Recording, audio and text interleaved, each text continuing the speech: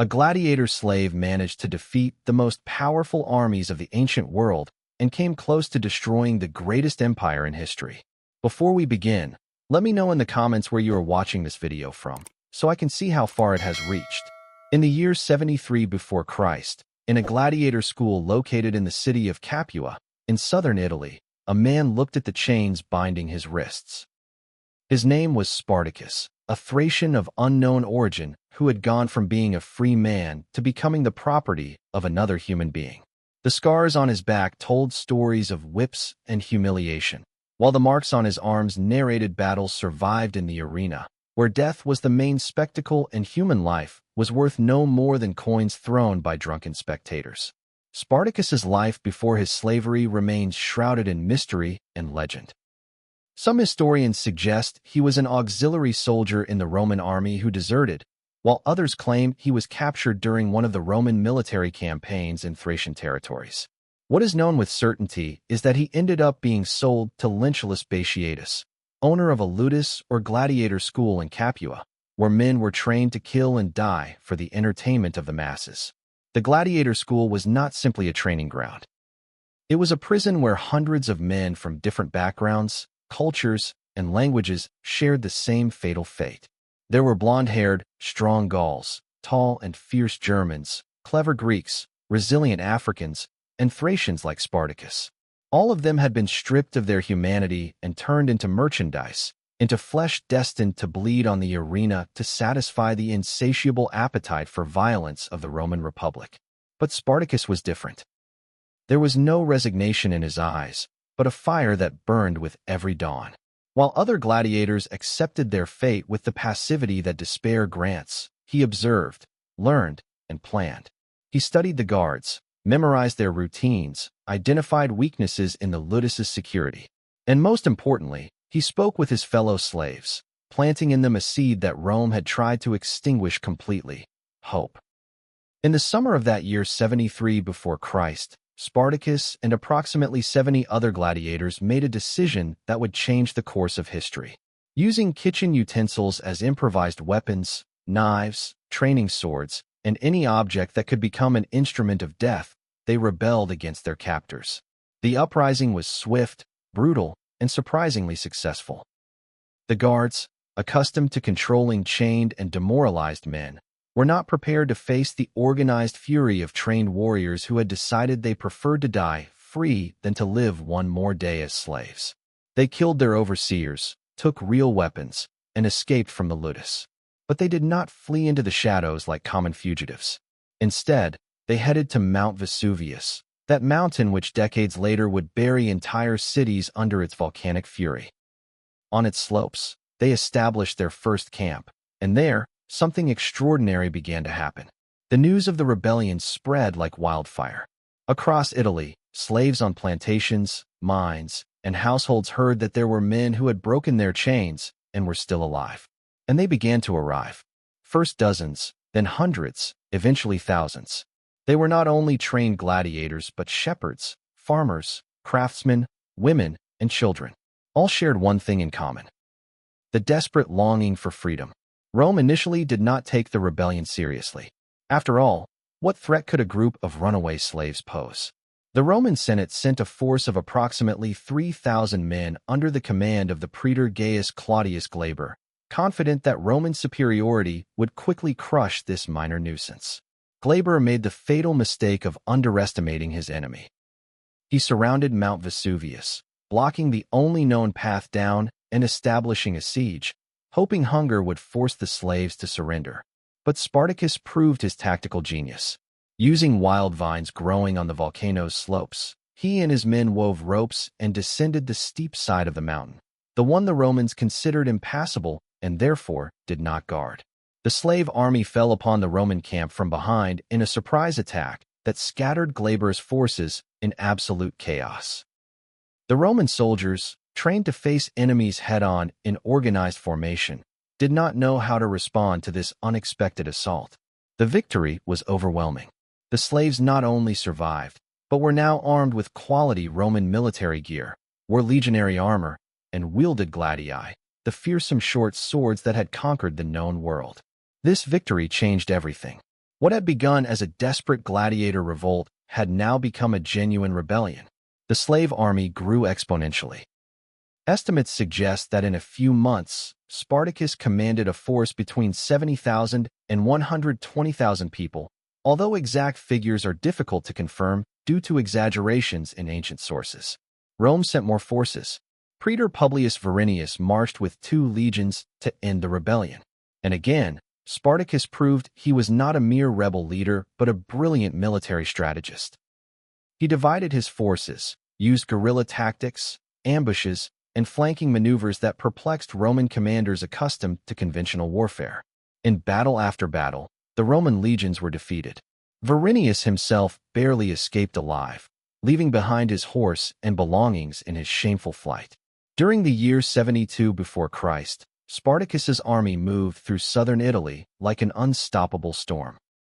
They freed slaves from every villa and plantation they found, plundered the properties of wealthy Roman landowners, and redistributed goods among their people. To Italy's slaves, Spartacus had become more than a military leader. He was a living symbol that Rome was not invincible, that the oppressed could rise and defeat. But tensions began to form within the rebel camp. Spartacus supposedly proposed a bold and, in hindsight, probably wise plan. To march north, cross the Alps, and allow every person to return to their homeland. The Gauls could return to Gaul, the Germans to Germania, the Thracians to Thrace. Dispersing would mean safety, a new beginning far from Rome's reach. However, not everyone shared this vision. Crixus, a Gaul who had emerged as another prominent leader of the rebellion, and many others wanted to stay in Italy, continue plundering, continue defeating Rome, perhaps even march on the city itself. The temptation of revenge, wealth, and glory was too strong to resist. The division materialized when Crixus separated about 30,000 followers and headed south, seeking more victories against Rome. Spartacus, though probably in disagreement, continued north with the bulk of the army. The separation proved fatal for Crixus. Consul Gellius found his force and utterly annihilated it. Crixus died in battle along with 2/3 of his men. The survivors were executed or sold back into slavery. Crixus's death enraged Spartacus and his army. In response, when they faced the forces of the other consul, Lentulus, they organized something unprecedented. After defeating the Romans in battle, Spartacus ordered funeral games to honor Crixus. But with a terrible inversion of roles, they forced 300 Roman prisoners to fight as gladiators, compelling them to kill each other for the entertainment of the former slaves.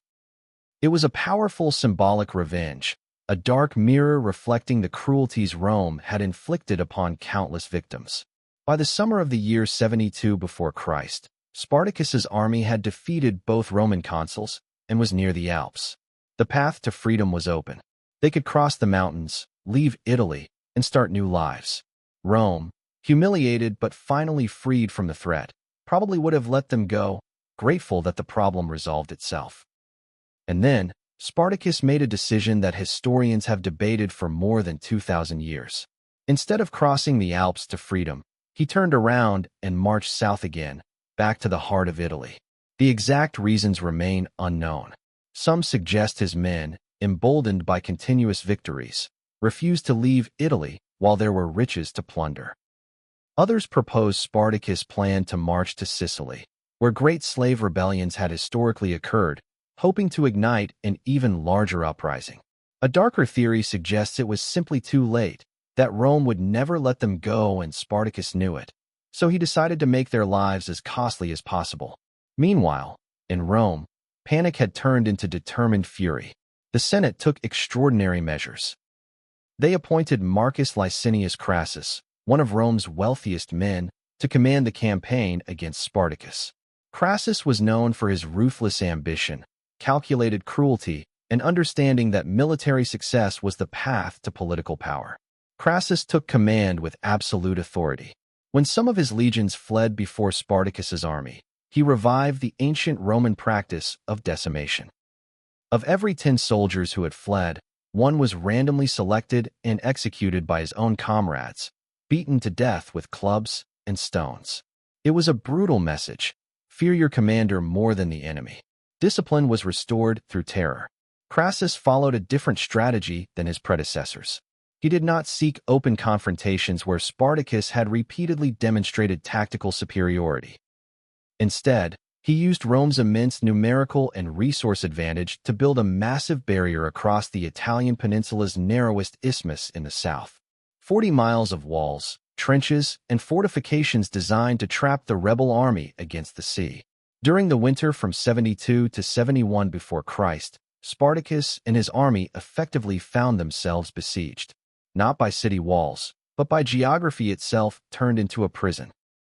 They tried to negotiate with Cilician pirates to transport them to Sicily, but were betrayed. The pirates took the payment and never returned with the promised ships. Desperate, Spartacus attempted to build rafts to cross the strait to Sicily, but treacherous currents made the effort impossible. Meanwhile, supplies dwindled and morale eroded. Rome, patient and methodical, waited for hunger and despair to do their work. But Spartacus was not a man to passively await his fate. On a night of brutal storm, he filled a section of the Roman trench with earth and dead animal bodies, creating an improvised bridge. Under the cover of darkness and terrible weather, his army crossed, breaking Crassus's siege and escaping north once again.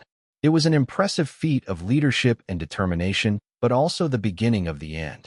Spartacus's army, though still formidable, was fragmenting. Groups separated, some to loot independently, others due to strategic disagreements. The cohesion that had been their strength was crumbling under the weight of months of constant marching, ceaseless battles, and repeatedly frustrated hopes. Crassus, furious at being outsmarted, relentlessly pursued them. And now he had help on the way. Pompey the Great was returning from Spain with his legions, while Marcus Licinius Lucullus was bringing reinforcements from the east. Rome was mobilizing all its military power to crush this rebellion once and for all, not only for military reasons, but because Spartacus's very existence challenged the foundations upon which Roman society was built, slavery. In the spring of the year 71 before Christ, Spartacus made a final decision. Knowing he was being surrounded by multiple Roman armies, he chose to face Crassus directly in open battle. Some historians suggest he tried to negotiate, but Crassus, sensing final victory, rejected any terms other than unconditional surrender. The final battle took place somewhere in Lucania, although the exact location has been lost to history. What we know comes from Roman sources written decades later, which, though biased, capture the magnitude of the confrontation. Before the battle, according to legend, Spartacus's horse was brought before him. It is said he drew his sword and killed the animal, declaring that if they won the battle, he would have many Roman horses to choose from, and if they lost, he would need none. It was a powerful message to his men. There would be no retreat, only victory or death. The clash was apocalyptic. Tens of thousands of men and women who had known only chains and degradation fought with the fury of those who have nothing to lose and everything to gain. They faced disciplined legions representing the most effective organized power of the ancient world. The battle roared for hours, the ground soaked with blood as the fate of thousands was decided by iron and determination.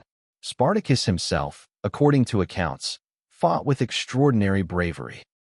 He tried to break through to Crassus personally, believing that killing the Roman commander could demoralize his troops and change the course of battle. He killed 2 centurions who stood in his path, but never reached Crassus.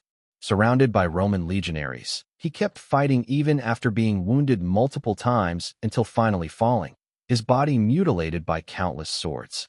The slave army was annihilated. Approximately 60,000 died in the battle or immediately afterward. The Romans lost about 1,000 men, a proportion that shows how complete the defeat was. The surviving slaves tried to flee but were mercilessly pursued. Here is where the story becomes particularly grim. Crassus captured approximately 6,000 surviving rebels, and he decided to send a message that would resonate through generations, a warning carved into flesh and wood that no one in Rome or its territories would ever forget. He ordered that the 6,000 prisoners be crucified along the Appian Way, the main road connecting Rome with southern Italy.